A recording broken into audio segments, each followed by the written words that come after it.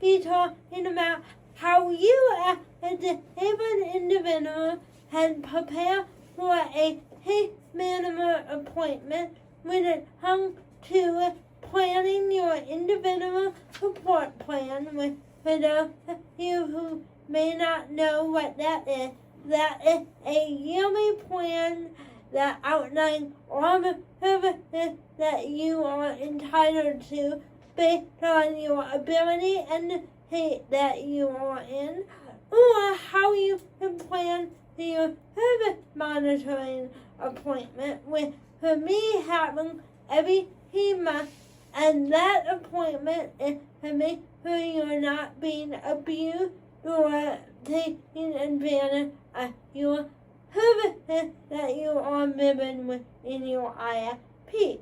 So now, how can you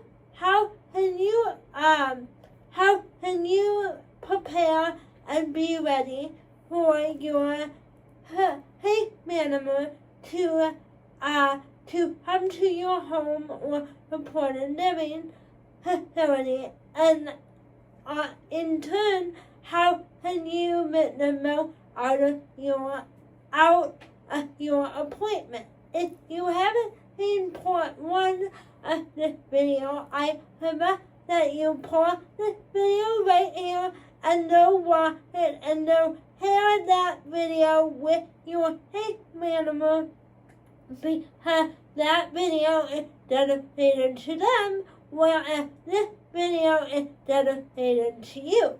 So the first tip I have for you is it is very important that you keep track of your service monitoring and when it will be due.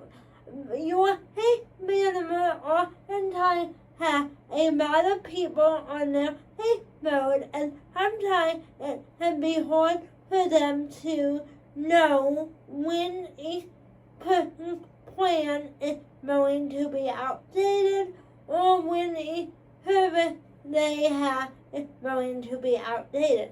So my favorite thing to do is to write down in a paper calendar or on your iPhone calendar or phone calendar in general when you call your case manager and why you call them. This way you can keep track of your appointment, and when the team or year more, because usually your appointments are measured in every 3 months you have service monitoring, and every year you have IFP review. So when all that is updated or outdated, you can then email your case manager and let them know, hey, I believe it is time for my case manager review or my service monitoring, and I would like to handle the appointment therefore that way my services won't be delayed in any way or anything like that. So if you don't already keep track of when you see them, make sure that you keep track. Tip number 2 for you is going to be if you have any updates between now and the time that you normally see them, make sure that you are emailing them or that update. For example, when I was doing my first responder video with a friend of mine, I found out that you can call your local fire department and have them mark your house as a disabled individual is on the property. So when I found that out, I went ahead and I emailed my case manager to let them know that I was going to be in contact with the fire department so that he knew. Another good example is in my IFP, it told me that I was it was written down that I needed to get back on facility because I wasn't on it, given that I was working.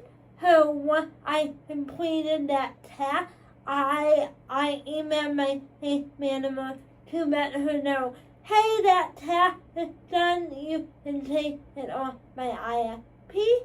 This allows them to have real-time updates, and that way, hopefully, when you meet with them in person, you don't have to repeat everything. Now, I said in my last video, even though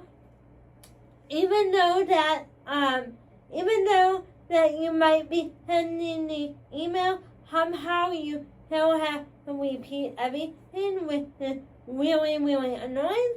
But at least you have the documented email to them saying that, yes, you tried to reach out to them, and that, yes, you tried to provide them with an update. So that's tip number 2. Is there any update between the time that you meet with them and the time that an update happens in your life? It's highly recommended that you email them or call them, whatever you do, to get a hold of them. That way they can put that update in your IFP, and that you have a paper trail via email that you did reach out to them and you did ask for the service or have that update. That way you don't have to worry about it. Among the emailing them to keep them updated, another good example is if you know that your IFP is coming up and it's time to renew your plan and your services, I think it really helps her to already have your IFP written out in your head as far as what you do and do not want for your life, and what you want to work on when it comes to working with your direct support professional care team or your provider in general. So a good example of that is that I want to use my direct support professional time to help TP Life be the best brand that they can be, or that it can be, and I also want to use my DFP time to maintain my health, my mental health, so I want them to be able to take me to the gym, and I also have a plan for who I want to be able to help me with my finances and my health and my doctor's appointment when it comes to that. So if you can write that all down prior to your case manager arriving at your home, that would be amazing. And you might be thinking, how the heck do I do that? Like, do I write it down in a Word document and print it out? And the answer is no. The best way to write down all your wishes, almost like you were writing a living will method, the best way to write your living will would be to use a tool for recording my life, and I will put it down in the description below for you might read about and for you might at my old video about it. But basically what it is a tool that allows you to plan out everything from who is going to take care of you, who is in your support team, what you do and do not want in your life, what you can and cannot do independently and all that type of stuff.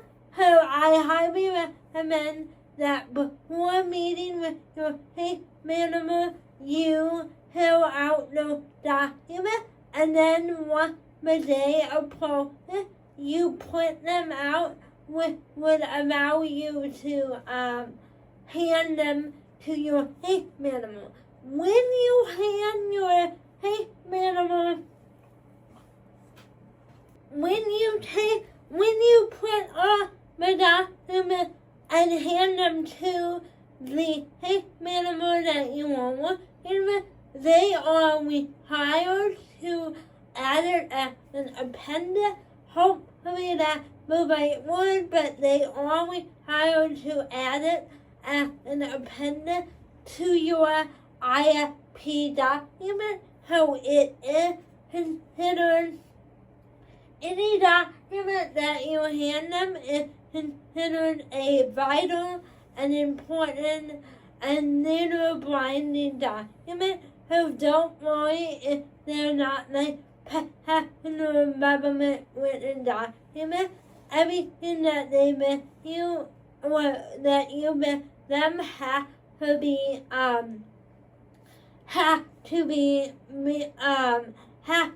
considered important. And my last tip for you guys is to have a very open line of communication with your case manager. This way, if there's something that you don't like that you are doing, or that they are doing when it comes to meeting with you, is that you are able to tell them and be open and honest.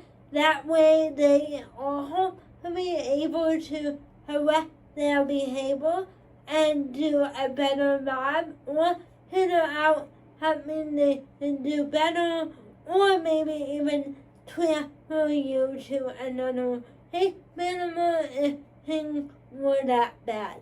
So I hope this video was helpful. If it was, make sure you give it a like. If you are somebody who deals with the case management system and have more tips for me, make sure you leave them down in the comments below. I'm sure I'm missing something. Subscribe if you're new, and I will see you in my next video. Bye bye!